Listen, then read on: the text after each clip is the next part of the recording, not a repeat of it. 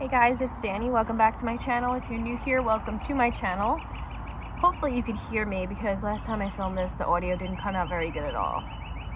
So I'm redoing it and we're gonna hope for the best. If you follow me on Instagram, you know that I've been an avid gardener for the past few years and I wanna share my knowledge with you guys. So I created a poll on my Instagram stories.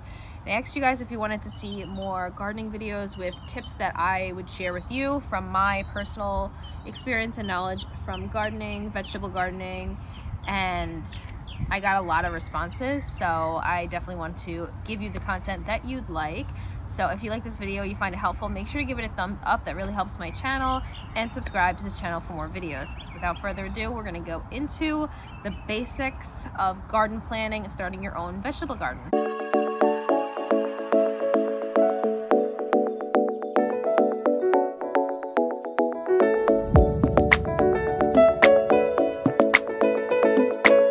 So with the state of the world today, I know that a lot of people are getting more into vegetable gardening more than they ever have. A lot of beginners are starting, and they have a lot of questions. So I want to answer as many as I can.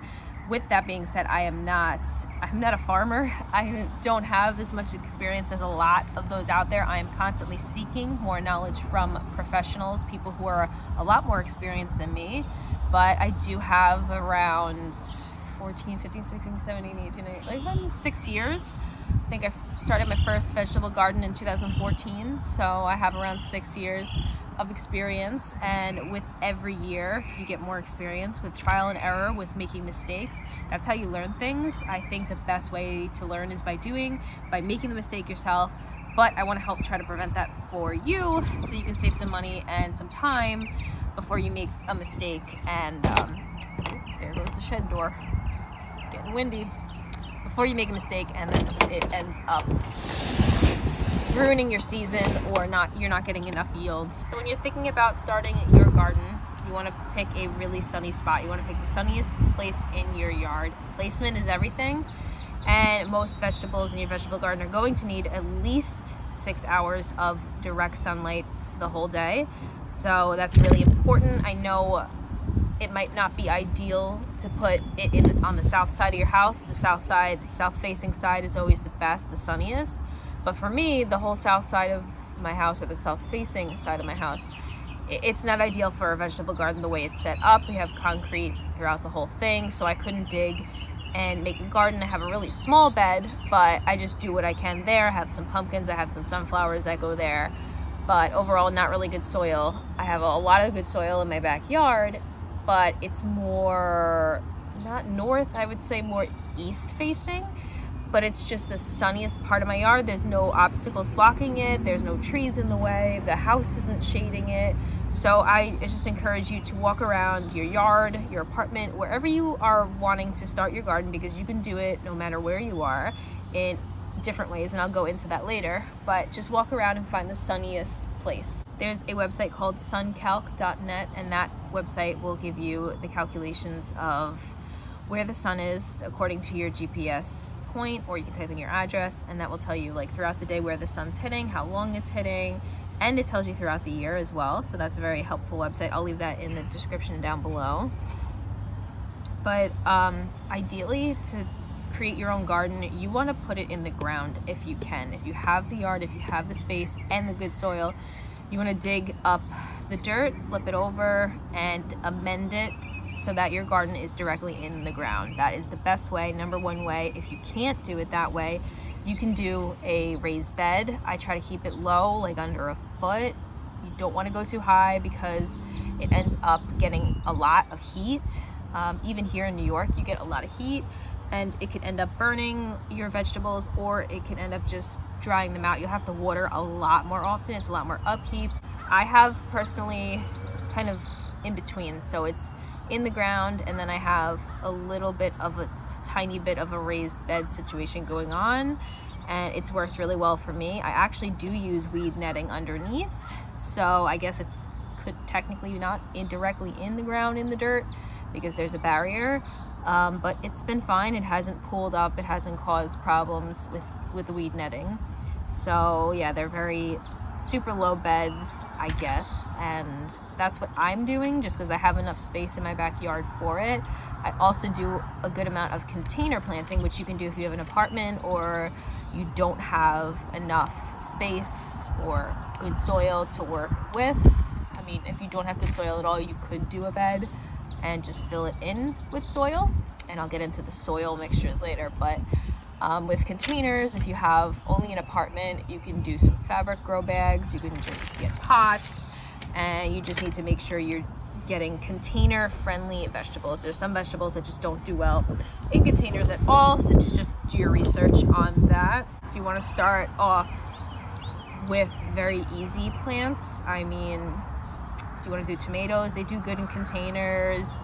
Different kind of herbs, you can have your little herb garden, but I just want to make sure you're aware that if you have a balcony or you have a back deck and you're keeping your containers or your potted plants on your back deck, it gets super hot in the summer, and then it can end up drying out your plants, and you're gonna have to just make sure you keep on watering them and don't let them dry out, don't let the roots dry out, and just be wary that it can be a little tough on some plants. So you need to get some plants that are tough enough to withstand the heat of a really super hot deck. Once you've decided on what you're doing for your garden situation and you start thinking about soil, you want to pick a good quality soil.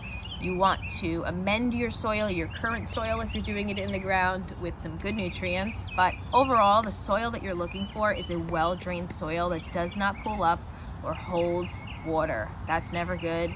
That ends up rotting out your plants. So for my garden, I originally had grass there. I dug it up, I flipped it over, broke it up, and I amended with a little bit of the better soil that I had, with different kind of garden soil, and composts. And I actually make my own compost too. So I use manure, and then with my own compost, I dumped some of that in that I had from the previous year. And that's how I amended the soil, just to make it a little bit more nutritious, healthy, and give the plants a better growing situation.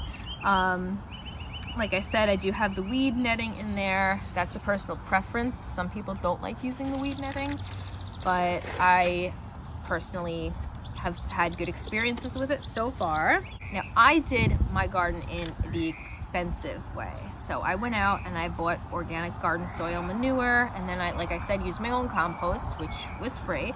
But buying bags of garden soil can get expensive. So if you want to do this on a budget and you're trying to save money right now, you can actually just, for the most part, use filler. You can use filler compost. There's a Yard by Me. You can pick up compost for free. It's not the best quality. I would not use it like overall, but you can use that as a filler to fill up your bed or fill up your garden area or pot or whatever, and then just right around your plant, dig a hole and just fill that with the best soil, with compost, with nutrition, all of that around the actual plant itself. And that's a cheaper way to do it. I just kind of felt like I didn't want any kind of contamination, didn't know what was in that soil exactly, but it's not a big deal. It's up to you if you want to do it one way or the other. I believe some of my favorite soils like that I use down below, in case you want to shop them, check them out, as well as a few helpful tools or things for the garden. When you're starting off, you also want to start off with easy plants. I mean, none of them are completely perfectly easy. If you're a total beginner, there's always going to be a challenge. You need to do your research about what every single specific plant or vegetable personally likes as far as fertilizer, soil, acidic, not acidic, but majority of your vegetables do not like acidic soil. So if you're using peat moss in pots, or you're using peat moss in your garden and you're mixing it in, it's a good filler, it's cheap, but try not to use too much, because peat moss it can do good things, but it can also do bad things because it's very acidic. And your easy plants to start off with, which right now it's kind of late in the season to start lettuce here, but lettuce, radishes, tomatoes, beans, zucchini, herbs, and then once you got your easy plants big enough, whether you start them inside, which I'll go into in a little bit, or if you start them outside just by direct sowing, once they're big enough, you want to fertilize every 2 weeks. This is something that took me a while to realize it's super important to do, but you need to feed them and give them the nutrition, because things like water. Can you hear me through this freaking weed whacker right now? I'm gonna hold the phone a little closer to me so you can hear me better over the noise. Where did I leave off? I left off at fertilizing. Yeah, you want to fertilize every 2 weeks to give your plants a boost, to make them healthy, to make them bigger, to make them produce more, because over time, water, like heavy rain, and just the plants growing, and weeds, you need to always weed, because weeds will also just deplete the nutrients. So I'm always adding more compost in when I need to, and fertilizing. I use an organic fertilizer. You can garden the whatever way you want. I prefer using a fertilizer that's organic, and using as many things that are organic as I can. That's just the way that I do it. It's not the way that everybody else has to do it. Everybody has their own way. Some ways are easier. Organic is not easier. As far as mulch goes, everybody has like their different views on mulching and if it's good or bad. It really depends on if you notice your garden is retaining a lot of moisture already. You don't want to keep it really wet, and mulch can sometimes really retain that moisture, which is good for some areas, bad for some areas. Experimental, really experimental. I think the best way to do it is just get natural hay, and that's how you can mulch. It'll help prevent the weeds from coming through, and it'll help just keep some of that moisture in. But there's some vegetables that don't like their feet getting wet, so you have to be really careful with what you do. So this is my main like fake greenhouse space for my seedling starters, and there's some plants that do well like direct sown. Like it's just much better to sow them directly in the ground after the danger of frost, like when it's ready and warm enough to plant. And then there's some that you can start inside and get a head start. It's not always the best to start inside if you don't have the best conditions, etc. If you don't have a sunny enough window, if you don't have enough grow lights. I've personally found that using a sunny window ends up making all my seedlings way too leggy and they get weak, and it's actually still been successful when I transplanted them, but a lot of them like didn't do well and died off. So I want like the most out of it for this year. And like I've said before, like I just learn as I go. You learn from experience, from making mistakes in the past with gardening. But I have this grow light, which I got off Amazon. Actually, my mom bought it for me because she's amazing, and I will leave it linked down below. So if you guys want it, it takes up a good amount of space. So you can just line them all up. And technically this should probably be a little lower, but they're all doing okay right now.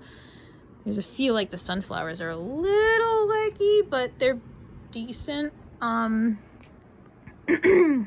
have a little fan going here because I want to increase like the circulation and ventilation. The wind also makes them a little stronger. Ventilation, if you're greenhousing things, it always needs ventilation so bacteria doesn't build. We have stagnant air. This is a basement, you know, it's always good to have a breeze. I'm a little closer now because it's getting a little noisy out here. But as far as potted plants go, you want to use a nice potting mix. If you want to buy a pre-bagged mix, I use the Nature's Care organic potting soil mix. I'll leave a link down below. But I also make my own potting soil, so I could do a separate video on how I made my own potting soil and what I put in it to make it what it needs to be. Sorry, I'm zoning out right now because there's a lot going on. But yeah, that's pretty much it. I have another video on the 5 mistakes beginner gardeners make. I will leave that on the screen somewhere over here so that you can watch that, because it goes into more details about like disease and just basic tips that I highly recommend that you check out and you know before you go into starting your own garden or even containers. So definitely keep that in mind if you want to. There's a bird. I have ADD apparently. If you want to explore gardening this year for the first time and get some tips, or if you're just bored and want some entertainment. All right guys, I will see you in my next video. Thank you so much for watching. Give this one a thumbs up, subscribe to my channel, and press that notification bell down below to be reminded every time I post a new video so you don't miss one.